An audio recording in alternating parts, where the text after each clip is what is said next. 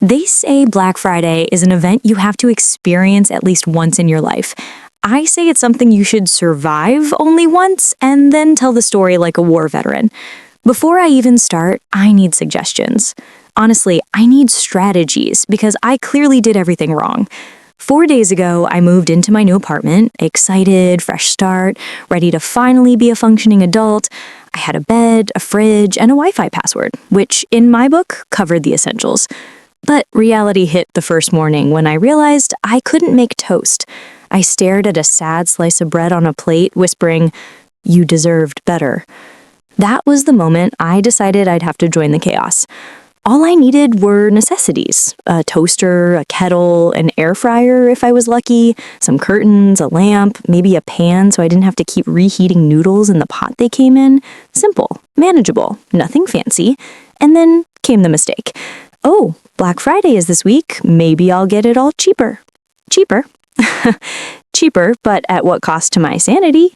So there I was, Friday morning, 5 a.m., standing outside Megamart like I had enlisted in the army. The parking lot looked like a campsite. Tents, folding chairs, blankets, people sipping energy drinks like they were IV drips.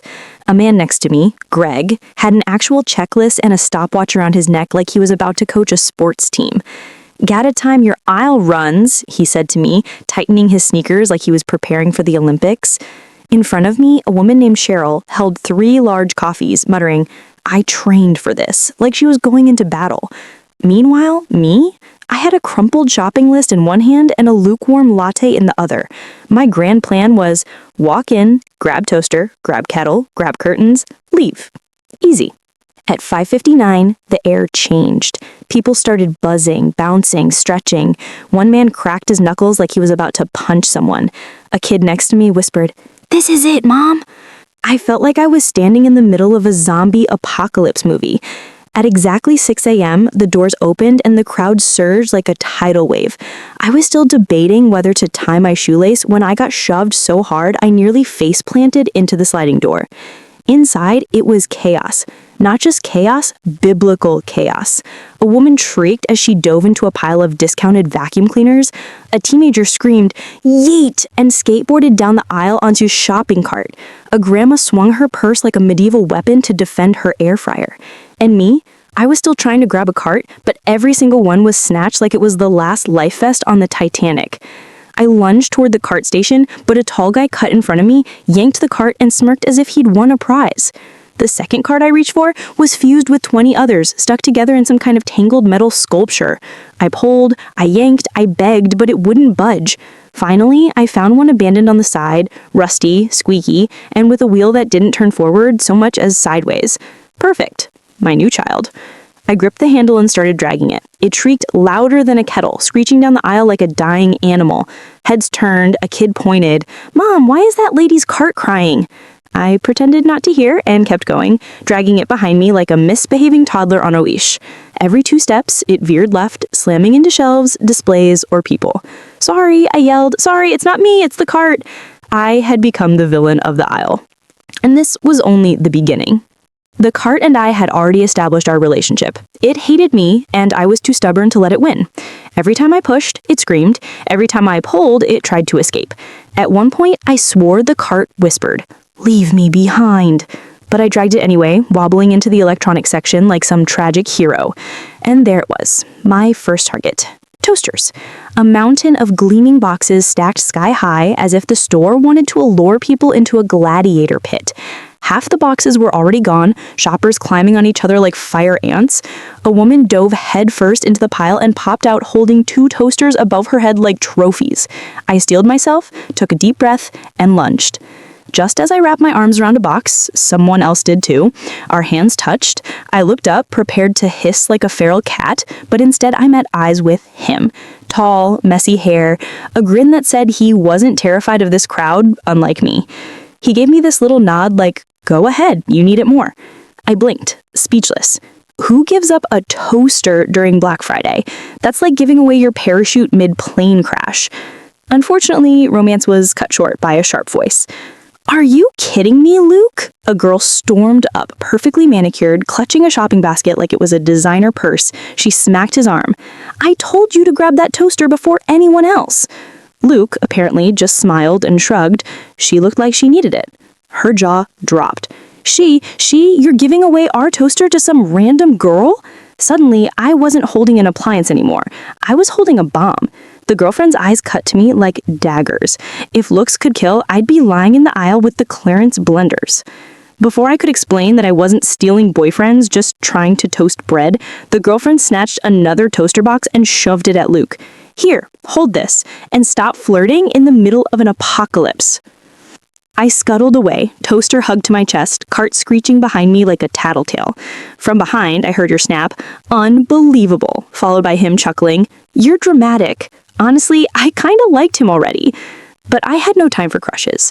Next on the list, an air fryer. Easy, right? Wrong.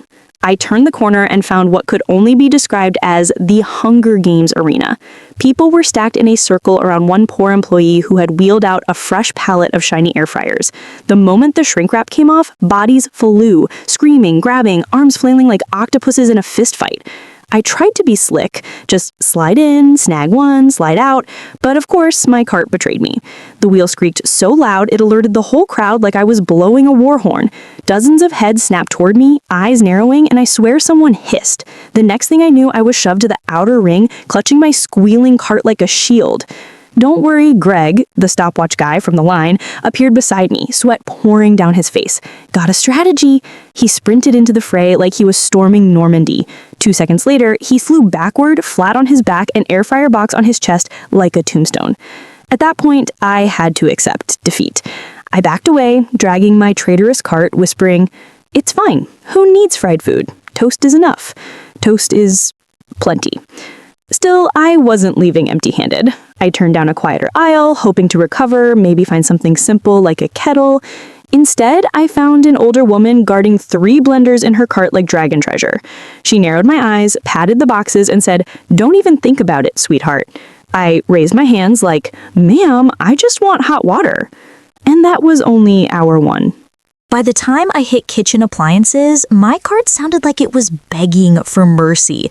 Every turn of the wheel was another high-pitched scream, like I was dragging a banshee down the aisles. People glared, children covered their ears, and one man muttered, "Take that thing to the mechanic." I wanted to yell back, "It's Black Friday, sir. We don't have mechanics, we have suffering." I spotted kettles halfway down the aisle. Salvation. Rows of them, shining under fluorescent lights like little chrome angels. I pushed forward, zigzagging with my squeaky cart, only to realize I wasn't alone. At least 20 other shoppers had spotted them too. It turned into a slow-motion race, each of us awkwardly jogging with carts, shoulders bumping, bags swinging, wheels colliding. It felt like that awkward moment when you're walking in the same direction as someone and keep dodging the same way, except now there were fists involved. I finally reached the shelf and grabbed a kettle box with both hands. Success! But before I could toss it into the cart, another hand landed on the same box. Deja vu? I looked up. Luke. Of course, because nothing says romantic encounter like fighting over household appliances in the middle of a human stampede. He smirked, and before I could respond, his girlfriend's voice cut through the chaos again. "Luke, what are you doing?" She stormed up, hair slightly frazzled, holding onto 3 throw pillows like they were life-saving devices. "I told you to grab the kettle, not flirt with Toaster Girl again." "Toaster Girl," I repeated, offended but also slightly honored. Luke raised his eyebrows at me, then let go of the kettle. "Guess it's yours." The girlfriend gawked. "Are you serious right now? Do you have a crush on her?" The aisle went silent. People froze. Even my cart stopped squealing for a second like it wanted to hear the drama. Luke chuckled, rubbing the back of his neck. "I'm just being nice." "Nice?" she shrieked. "You don't be nice on Black Friday. You take, you fight, you claw your way to victory." Then she turned to me, eyes narrowed.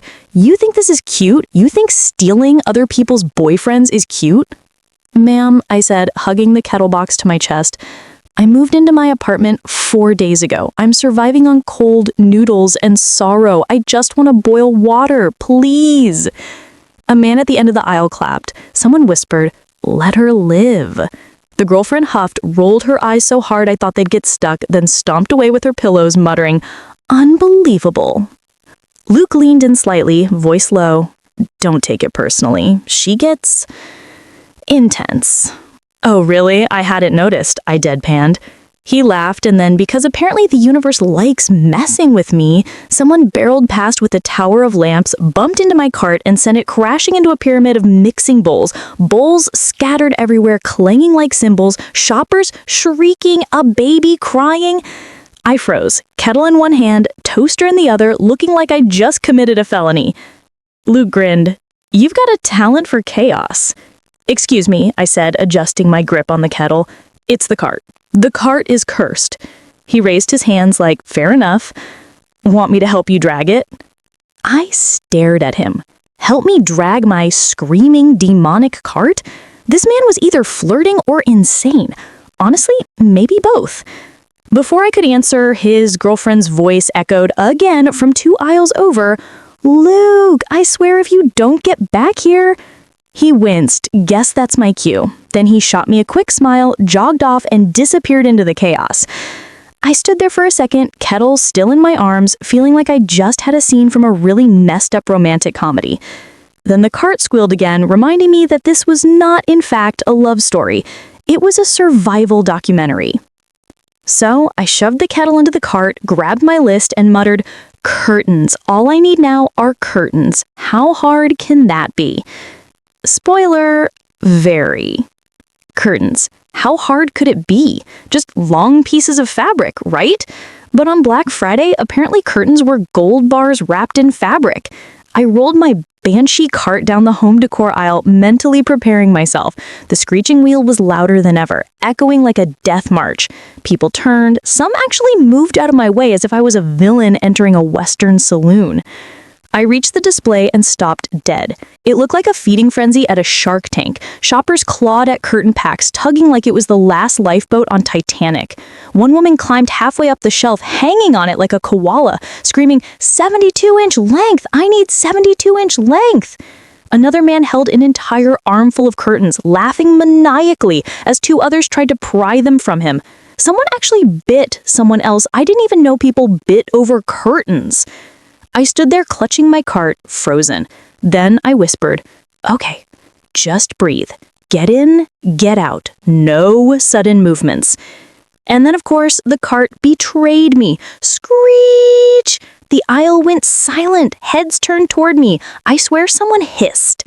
I panicked and lunged for the nearest pack of curtains. A floral print. Not even my style, but at that point it was about survival, not aesthetics. My hand touched the pack at the same time as another woman's. She glared at me, nostrils flaring. "Let go," she hissed. "Ma'am," I said as calmly as I could while we both death-gripped polyester fabric. "I literally just moved in. My windows are naked. People can see me microwave noodles at midnight. Please." She narrowed her eyes. For a moment, I thought I was about to be punched in the face over drapery. But then, mercifully, she spotted another set behind me and let go, muttering, "Not worth it." I stuffed the floral curtains into my cursed cart and backed away like a criminal retreating from a crime scene. At this point, I have to pause. If you've stuck with me this far, bless you. Honestly, let me know if you've ever fought for something in a store like your life depended on it. I need to know I'm not alone in this madness. Because right now, I feel like I'm starring in a really low-budget war movie filmed entirely inside Megamart. Anyway, back to the nightmare. As I tried to drag my victory and my screaming cart down the aisle, disaster struck again. Someone ahead of me tripped over a pile of discount throw rugs, went down like a sack of potatoes, and knocked into a display of lamps. Lamps toppled, boxes flew, and one box smacked into my cart so hard that it suddenly swerved left and pinned me against a shelf. I let out a dramatic grunt worthy of an action hero, yanked the cart free, and shouted, "I'm okay!" No one cared. Everyone was too busy diving for the lamps like they contained eternal youth. And then because the universe enjoys humiliating me, guess who appeared at the end of the aisle? Luke, with a lamp box in his arms, looking slightly sweaty but way too calm compared to the chaos. He spotted me, grinned, and walked over. Still alive? Barely. I think I've aged 10 years since we opened the doors. He chuckled, eyeing my floral curtains sticking awkwardly out of the cart. Nice choice. They were all trying to kill me. These were the only survivors. He laughed, but before anything else could happen, his girlfriend's shrill voice cut through the chaos again. Luke, why are you talking to her again? I groaned internally. She marched up, face red, still holding those 3 useless pillows like weapons. First the toaster, then the kettle, and now the curtains. What is your problem? Luke sighed, looking like a man questioning every decision that led him here. They're just curtains. She gasped, scandalized. Just curtains? Don't you dare minimize my Black Friday experience. I clutched my cart tighter, muttered, "Good luck," and rolled away, cart screeching so loudly it drowned out the sound of their argument.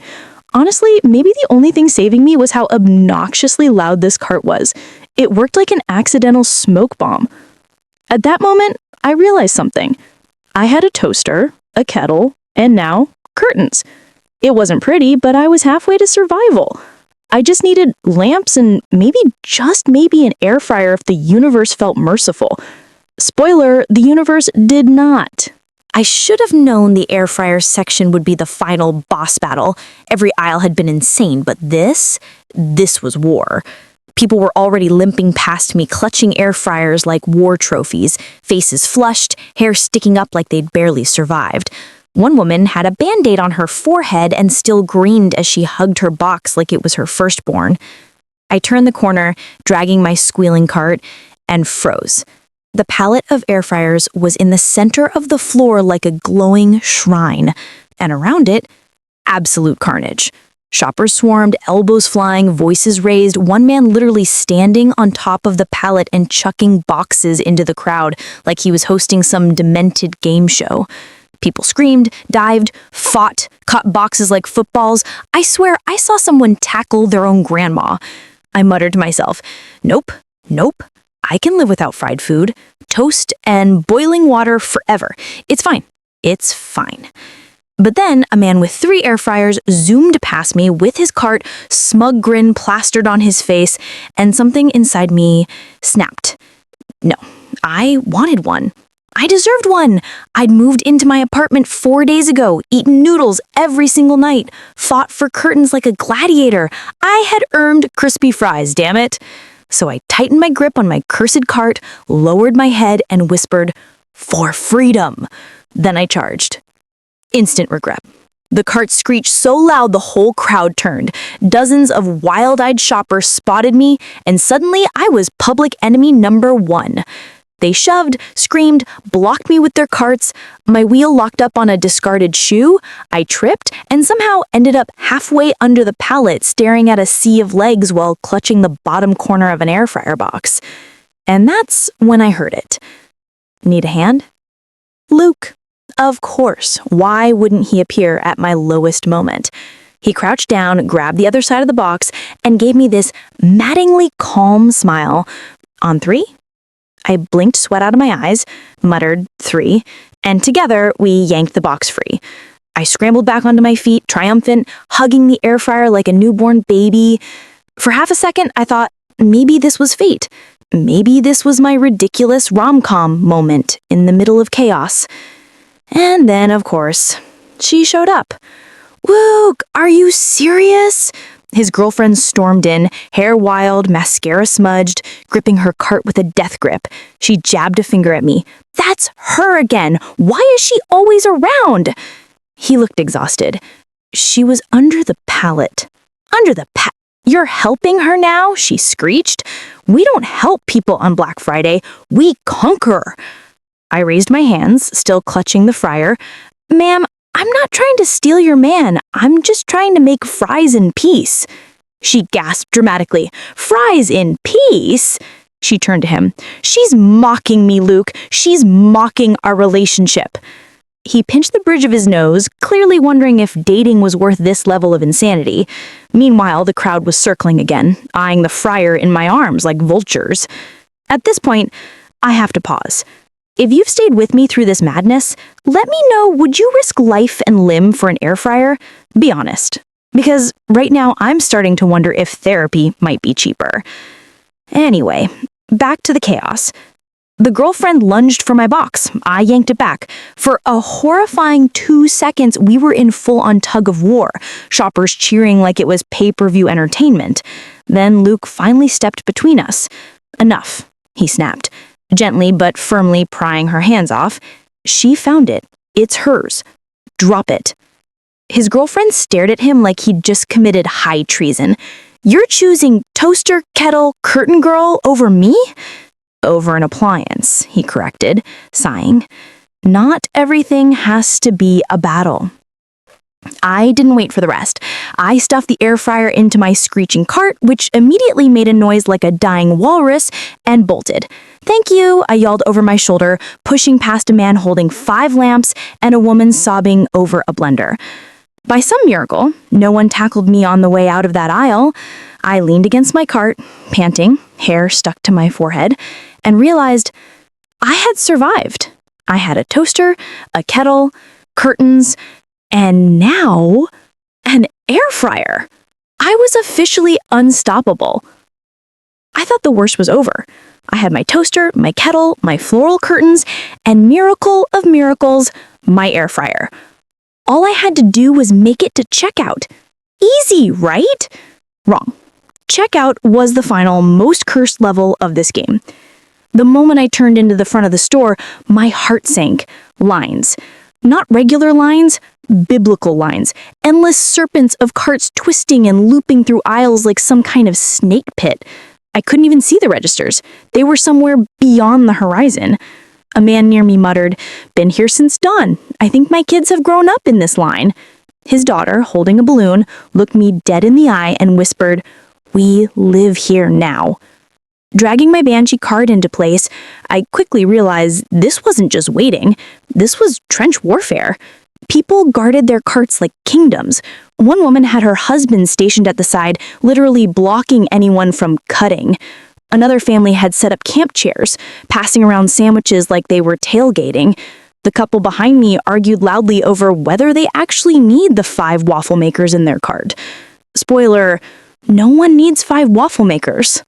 My wheel screeched so horribly when I parked it that everyone turned. A man sighed. For the love of God, WD-40 that thing. I wanted to scream back, "It's too late for repairs!" Then came the line entertainment. The toddler in front of me started licking the gum display. His mom yanked him back, but not before he slobbered on half a row. The kid behind me kept touching my air fryer box, whispering, "Mom, can we get that?" While his mom hissed, "Don't touch other people's things."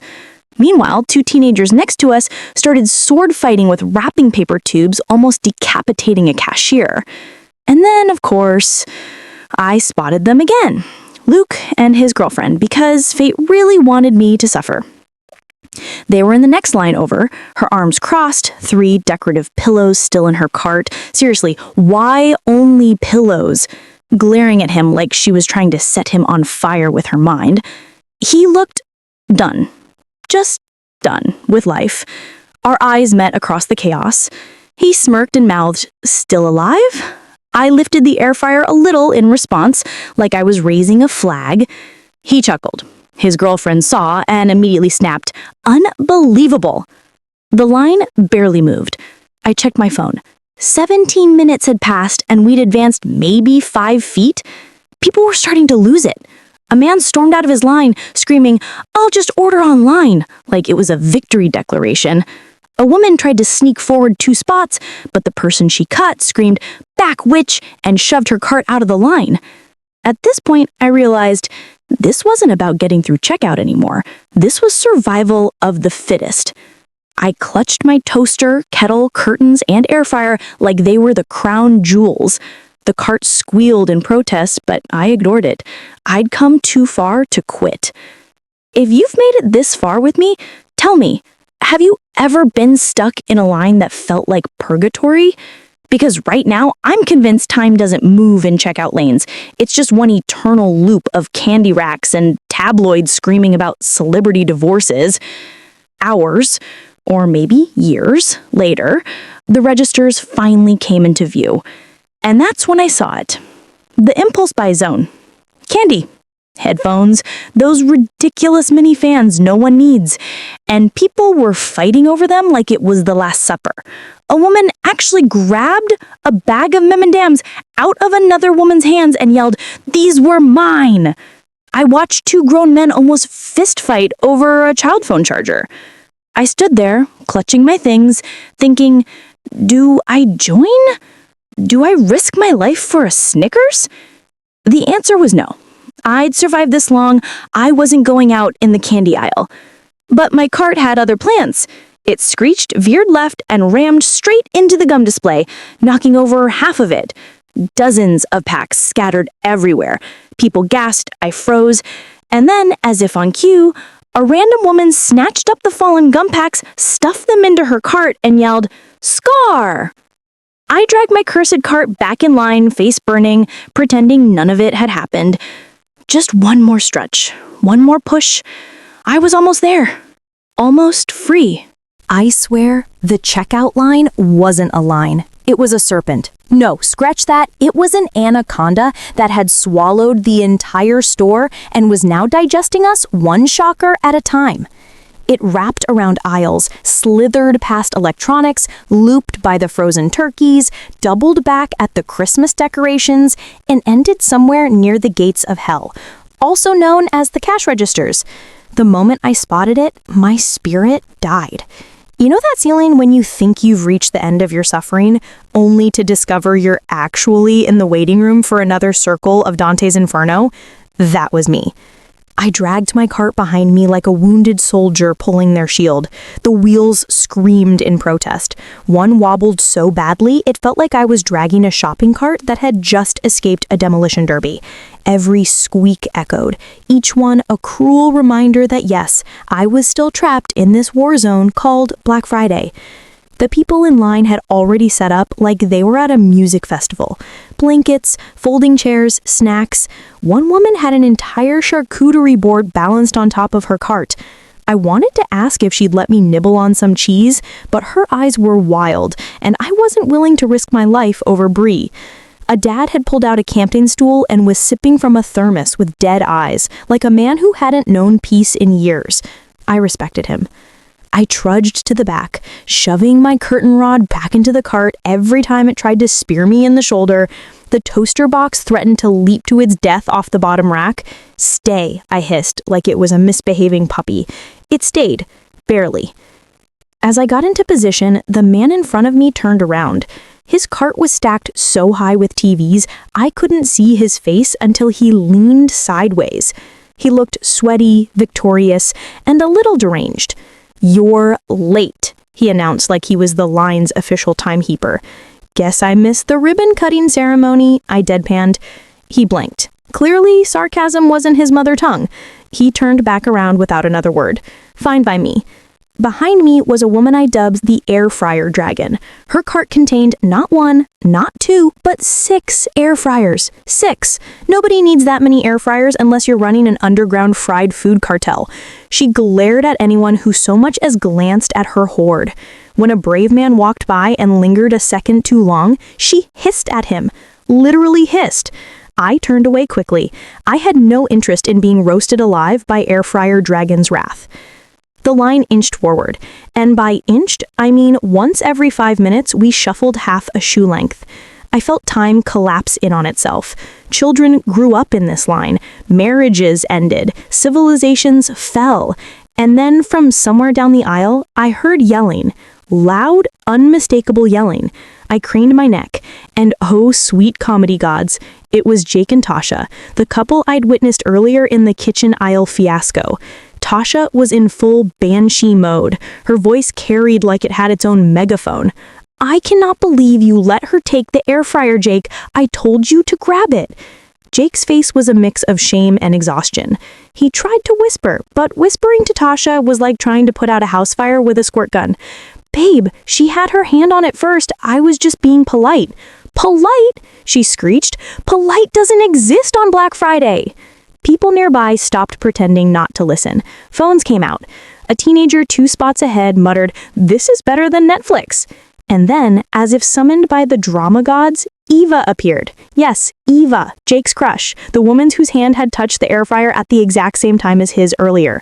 She rolled her cart proudly, the air fryer nestled in it like a prize pig. She hadn't spotted them yet, but Jake spotted her, and Tasha spotted him spotting her. It was like watching a slow-motion car crash. Jake's eyes lit up like he'd seen the sun after years underground. Tasha followed his gaze and snapped her head so fast I thought she'd pull a muscle. Her face twisted into something unholy. "Is that her?" she shrieked, pointing directly at Eva. The crowd collectively gasped. Even the cashier paused mid-scan to watch. Poor Eva froze, caught in the laser beam of public humiliation. Realizing instantly what was happening, she did what any sane person would do. She bolted. She shoved her cart forward and zoomed down the aisle, air fryer rattling, eyes wide like a fugitive. "Eva, wait!" Jake called after her. Oh no. Oh no, no. The man was suicidal. The crowd murmured like sports commentators. "Did he just call her name?" someone whispered. "Bro's dead," another said. Tasha erupted. Her curses were so creative, I almost took notes. She lunged at Jake's cart, shoving it, items tumbling out as she raged. He tried to grab her hands, apologizing, but the damage was done. Their love story ended between the dish racks and the checkout snake. Meanwhile, my cart squeaked, my curtain jabbed me again, and I clutched my toaster like a security blanket. I was not getting dragged into that soap opera. No, sir. I tuned them out. Well, as much as you can tune out a public breakup that sounds like it's being broadcast on loudspeakers. Time blurred. Hours passed. My ankles were rammed by carts 3 separate times. My kettle fell out once and I nearly cried as I wrestled it back in. A kind old lady offered me a granola bar. I nearly kissed her hand in gratitude. At one point, I hallucinated a man selling hot dogs along the line, but it turned out he was just holding rolls of wrapping paper. Finally, I reached the registers, the gates of salvation. The fluorescent lights above them glowed like heaven itself. I almost wept. The cashier looked at me, then at my pitiful haul. 1 curtain, 1 toaster, 1 dented kettle, 1 lopsided lamp, and a sad little set of discount cutlery. "That's it?" he said, raising an eyebrow. I stared at him with the eyes of a war veteran. "Don't mock me. I fought for these." He huckled, beeped each item with obnoxious cheer, and slid them into flimsy plastic bags. Each beep felt like a metal pinned to my chest. Beep for surviving the cart wars. Beep for dodging air fryer dragon. Beep for not killing anyone during the 3-hour line crawl. I swiped my card, prayed to the banking gods, and when the machine spat out approved, I felt like I'd been knighted. I gathered my spoils, stacked them precariously in my cart, and headed towards the sliding glass doors. Freedom glowed just beyond them. But as I neared the exit, there he was. Jake. Alone. No Tasha, no Eva, just Jake, standing there like a kicked puppy, holding a single waffle maker. That's all he had left. One lonely waffle maker, clutched like a newborn. Our eyes met. His were filled with the quiet despair of a man who'd been dumped in front of strangers and left with nothing but breakfast appliances. He gave me a weak, sheepish smile. I nodded back, an unspoken language of solidarity passing between us. Survivors recognize survivors. Then the doors slid open, the cold hair hit my face, and I stepped out into the chaos of the parking lot. I was free. For now. You'd think once I got out of the store, I'd be safe. You'd think the sliding glass doors would be a portal to peace, to the sweet serenity of the parking lot where I could load my toaster, curtain, and battered kettle into my car and drive home like a triumphant soldier. You'd be wrong, dead wrong, because the parking lot was worse. The doors whooshed open and the cold slapped me in the face. I stepped out, pushing my rebellious cart that squeaked and pulled to the left like it was drunk. In front of me lay a battlefield even more terrifying than the inside of the store. Horns blared, people shouted, shopping carts zigzagged like rogue missiles. It looked less like a parking lot and more like a demolition derby hosted by Dante. The first thing I saw was two SUVs trying to squeeze into the same parking spot, neither backing down. Their headlights glared at each other like wild animals locking eyes before a fight. Drivers were yelling out their windows. A woman leaned out of her car, waving her arm like she was conducting an orchestra of chaos. Her opponent just revved the engine louder, a not-so-subtle threat. I didn't stick around to see who won. I had my own war to fight. Dragging my cart forward, I immediately hit resistance. My wheels locked with another cart, head-on, like two knights jousting. The guy pushing it snarled, "Watch it." "You watch it," I shot back, yanking mine free.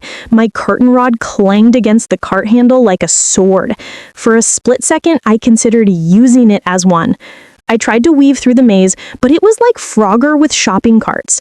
A kid zoomed past me on a hoverboard holding a 60-inch TV precariously. "Where's your mother?" I shouted after him. The TV wobbled dangerously, and I whispered a prayer for both child and electronics. My goal was clear: find my car, load my spoils, escape. Simple, except I couldn't remember where I parked. The lot stretched endlessly, a sea of vehicles glittering under the harsh lights. I froze, scanning row after row, my brain blanking. Did I park near the entrance? By the lamppost? Next to that sketchy van with duct tape on the window? Panic set in. I clicked my car key fob desperately, hoping to hear the comforting chirp of freedom. Instead, a car 3 rows away lit up like a Christmas tree, honking cheerfully. Relief surged through me. I trudged towards it, my cart protesting every step. But halfway there, disaster struck. A rogue cart came barreling down the lane, unmanned, wheels squealing, heading directly for me. I tried to dodge, but my own cart betrayed me, refusing to turn. The rogue slammed into my side, sending my lamp wobbling like it was about to launch into orbit. "Are you kidding me?" I yelled, clutching my kettle before it could leap to its death. I scanned the lot for the culprit. A man in a hoodie whistled innocently, clearly abandoning his cart like a coward. I slammed my trunk shut, climbed into the driver's seat, and locked the doors like I was barricading myself in a bunker. My hands shook on the steering wheel. Around me, horns honked, lights flashed, people screamed. It was madness. Pure, unfiltered madness. I sat there for a moment, letting it wash over me. The parking lot was chaos incarnate. Cars fought for exits like gladiators. Carts roamed freely like feral animals. Somewhere, a child cried. Somewhere else, someone laughed like they'd gone insane. And me? I just grinned, because somehow, against all odds, I was almost out. Almost. I started the car, took a deep breath, and prepared for the final stretch of my Black Friday survival saga. By the time I finally rolled into my apartment complex, I felt like I'd driven back from an actual battlefield. My car rattled like it was groaning under the trauma of everything it had witnessed: the horns, the screaming, the rogue carts, the sound of a waffle maker meeting its untimely end on cold asphalt. I pulled into my assigned parking space, cut the engine, and just sat there in silence. It was over. I was alive. My hair was frizzed out like I'd been electrocuted. My shirt was stretched in ways cotton should never be stretched, and my arms were sore from manhandling my rebellious cart through both store and lot. But I was alive. I leaned my head back against the seat and laughed, half crazed, half relieved. Then came the second wave of reality.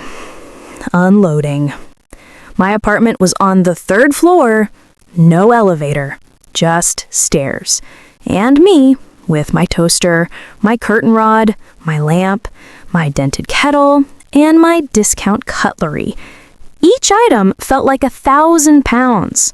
For a split second, I considered abandoning everything in the trunk and living as a minimalist monk. But no, I hadn't survived the Black Friday trenches just to quit here. I popped the trunk. My spoils glowed under the fluorescent parking lot lights, almost mocking me. I grabbed the curtain rod first, slinging it across my shoulder like the medieval lance. the toaster I balanced under one arm, the kettle under the other, and the cutlery box I clenched between my teeth like a pirate carrying treasure. The lamp, well, I just wedged it against my hip. I looked like an exhausted circus act.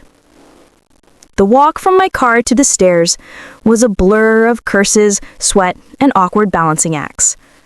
A neighbor stepped out of his apartment to smoke and just stared at me, eyebrows raised. "Black Friday?" he asked casually. "Don't talk to me," I mumbled around the cutlery box. He nodded like he understood the trauma and didn't press further. The stairs nearly killed me. Each step was agony. Halfway up, the kettle slipped from my sweaty grip and clanged against the railing. I nearly cried. Somehow, by the grace of sheer stubbornness, I made it to my door. I fumbled for my keys, juggling all my loot, and finally collapsed inside like a marathon runner crossing the finish line. I dropped everything in the middle of the living room. The curtain rod clattered to the floor, the toasters slid a few inches, and the lamp toppled over onto the rug with a dull thud. I stood there, panting, hands on my knees, staring at my random collection of spoils. This was it. This was what I had gone to war for. A toaster, a curtain rod, a dented kettle, a lamp that leaned like the Tower of Pisa, and one box of cheap cutlery that still had faint teeth marks from where I had carried it. "Worth it," I said aloud, though even I wasn't convinced. I shuffled to the kitchen and plugged in the toaster, just to prove to myself it worked. The little orange light flickered on, and I nearly cheered. Victory toast would be mine. I filled the kettle with water, set it on the stove, and patted it lovingly. My tiny kitchen was starting to look less like a crime scene and more like an actual adult lived there. The curtain rod, I leaned against the wall, glaring at it. Hanging it would be tomorrow's battle.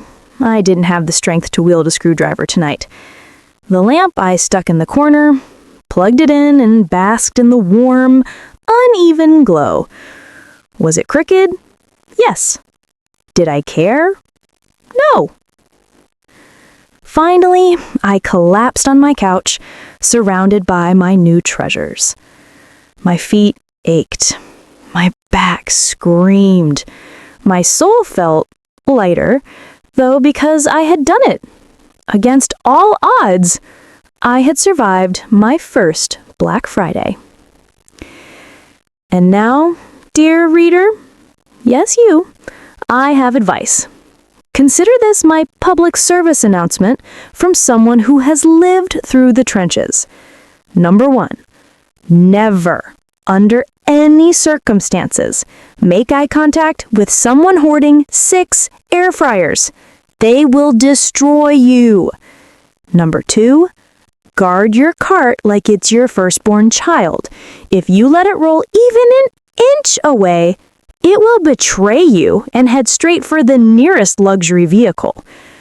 Number 3, do not, repeat, do not try to be polite when 2 hands reach for the same appliance. Black Friday is not the time for manners. Politeness is a death sentence. Number 4, always bring snacks. You will get stuck in a checkout lane so long that time will lose meaning. Without food, you will wither away and become part of the linoleum. Number 5, if you see a couple arguing in the aisles, back away slowly.